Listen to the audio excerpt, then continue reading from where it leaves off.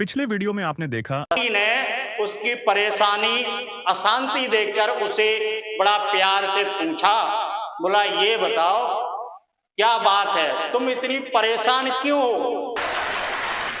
पत्नी डरते डरते बोली, बोला पता नहीं, अगर बता दूंगी तो क्या हो जाएगा। लेकिन पति ने नहीं माना, बोला बताओ बात क्या है। तो पत्नी बोली मेरा एक पुत्र भी है। अब आगे देखिए।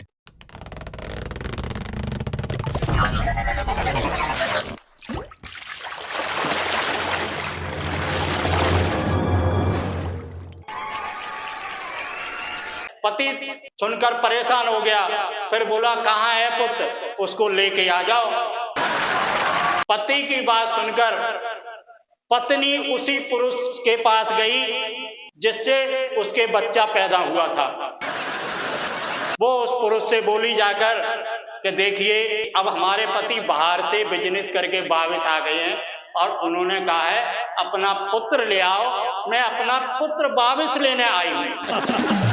जब इतनी बात सुनी तो उस पुरुष ने उस पुत्र को देने से मना कर दिया। अब पति और पत्नी दोनों साथ साथ उसी अमीर पुरुष के पास गए जिससे बच्चा पैदा हुआ था। दोनों ने बोला मेरा पुत्र वापस दे दो, पर उस अमीर आदमी ने उस बच्चे को वापस देने से इनकार कर दिया। सिद्धू पाजी जब बात नहीं बनी तो वो मामला न्यायालय कोर्ट में मजिस्ट्रेट के सामने पहुंच गया। अब सबने मजिस्ट्रेट के सामने अपने अपने तर्क रखे, अपनी अपनी बहस करी। पति बोला मजिस्ट्रेट से, देखो सर, जब मेरी शादी हुई थी तब मेरे पास जमीन थी और मैं बिजनेस करने परदेश चला गया था और मैं अपनी पत्नी से कह गया था कि मैं किसी कारणवश अगर वापस ना आ पाऊं तो जमीन किसी से बुवा लेना। तो मैं किसी कारण जब वापस नहीं आ पाया तो मेरी पत्नी ने जमीन किसी दूसरे पुरुष से बुवा ली। मजिस्ट्रेट से बोला, पति खेत बोने वाला मजदूर कह रहा है कि फसल मेरी है। सर ये बताओ, फसल तो मालिक की रहेगी ना। अगर बोने वाला चाहे तो मुझसे मजदूरी ले सकता है। ये तर्क चल रहे थे कोर्ट में। सिद्धू पाजी अब जिस पुरुष से महिला का बच्चा पैदा हुआ था, अब वो अमीर आदमी मजिस्ट्रेट के सामने अपना तर्क देने लग गया।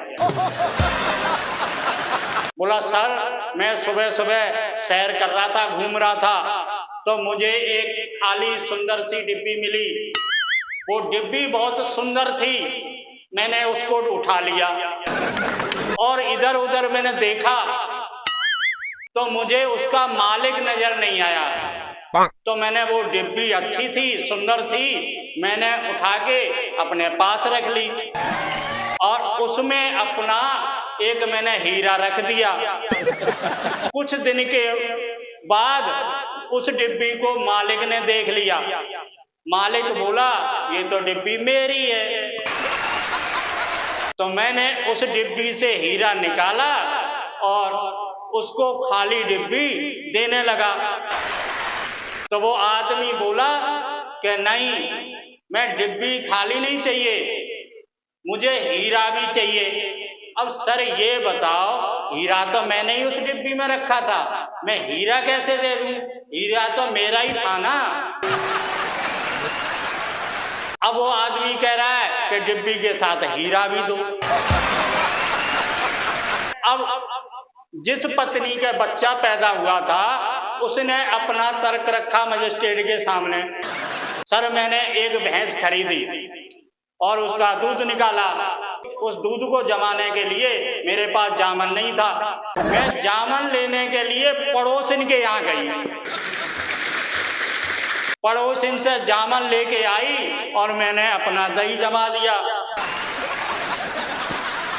और मैंने सुबह उठकर दूध को मथकर घी निकाला। अब जिससे जामन में लाई थी वो कह रहा है मेरा घी भी है।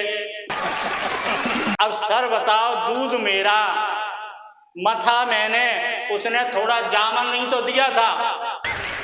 अब वो कह रही है घी भी मेरा है, लेकिन जब दूध मेरा, मथा मैंने, सर तो घी की मालिक तो मैं ही हूं।